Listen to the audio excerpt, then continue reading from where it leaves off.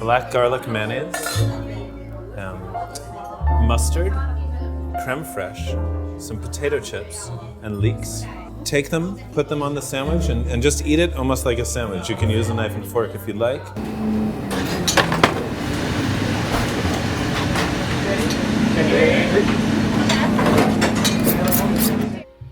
In New York, where there's a deli, there's a soda fountain, and the two kind of go hand in hand. And so we have some house-made sodas for you. For you, maple. For you, apple.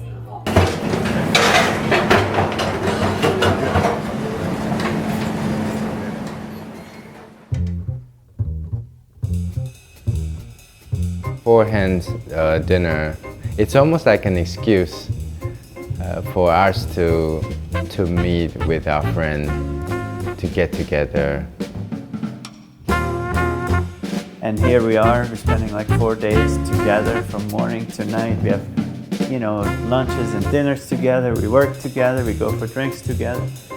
You come with the interest of showing people what you are and what you have to bring, but you always go home slightly different because you're surrounding yourselves with people who are really passionate and they help you become a better version of yourself.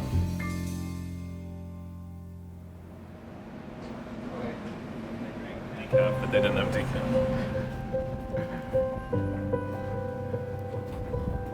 All right, so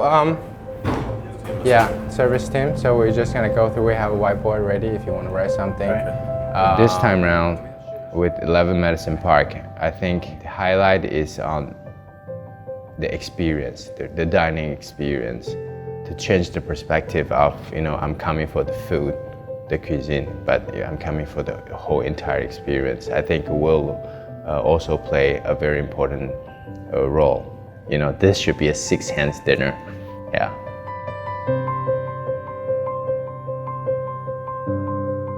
Our first meal in Singapore was at one of Andre's favorite Chinese restaurants.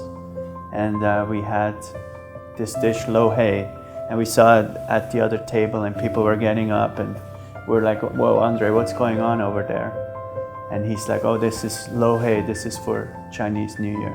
We loved that idea of community around a table, and so we want to bring it to this meal. And we said, wouldn't it be cool if we would do our own version of lo hei for this dinner? We're doing like a New York version of a lo hei, and it'll be like a Waldorf salad.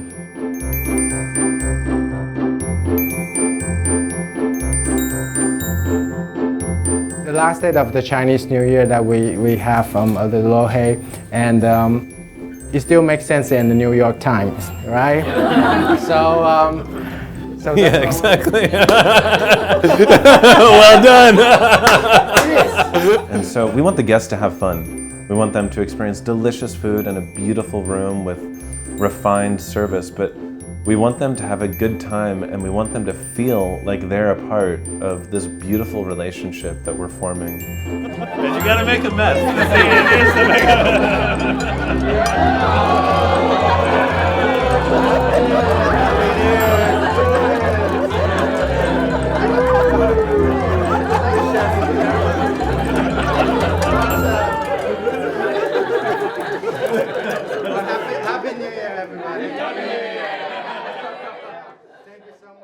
The first thing that we get into is what is the message that we want to deliver.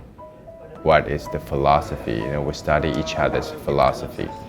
We started with how to make the guests feel surprised, comfortable, and an experience they never had before. And then we start to work backwards. I grew up in Switzerland and went through all the classic training, and I think there's just a lot of similarities. So coming here and to work in his kitchen, it felt like a home away from home.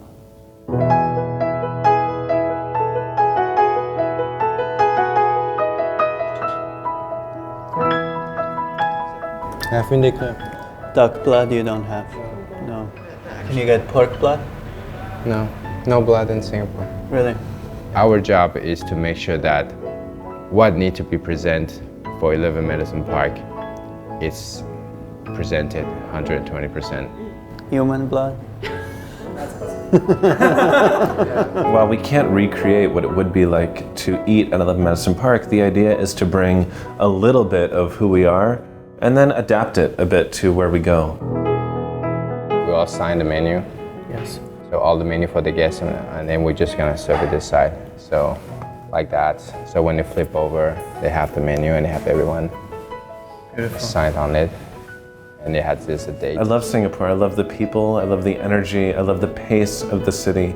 We love the street food. We love the fine dining food. There's so much that it has to offer. And from a culinary perspective, people at all levels are excited about food, whether it's cheap food, expensive food, or everything in between.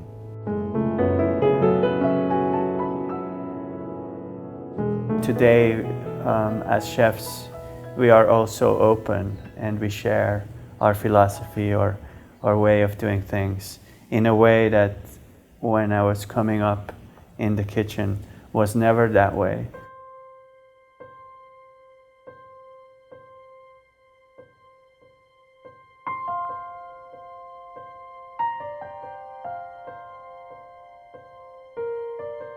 You work with people who are incredibly talented, and that inspires you to want to be a better version of yourself.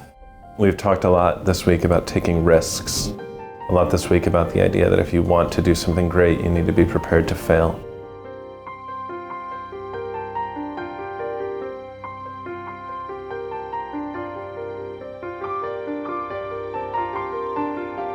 We're thinking really to bring something unique for the guests to bring home. You know, it's not just a dinner. We want to highlight it on the season, the produce, the collaboration, and also the friendship between me and Daniel and Will.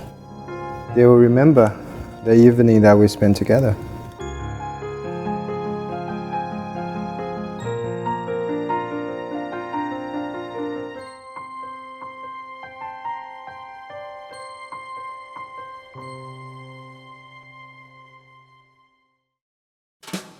Sometimes along the way you admire someone of his work or something that you feel that, you know, we should exchange, we should introduce that to our friend, to our guests in this part of the world.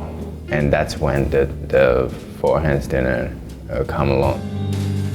I was really excited to have his cooking because I knew his philosophy and I love the way he thinks about food. I think the philosophies already are very similar. You know, we don't want to see two totally different cooking styles, and we want everything to be seamless. People might not notice that, is this Daniel's dish or is that Andre's dish, but you know, it doesn't matter. It's just the whole experience is seamless. When you put it down, it's recommended to eat it from the bottom. We just really worked on understanding each other, not just the chefs, but also the entire team, Will and the dining room. And the New York deli, that's something that is very New York. And to bring that here, it's kind of taking all our guests to New York. On the service side, A Sense of Place in New York is a bit of bravado.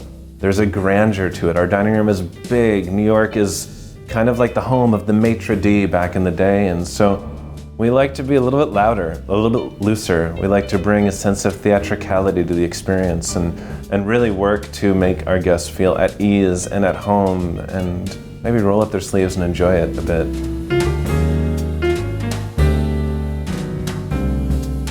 we want to make sure that it feels like very cohesive.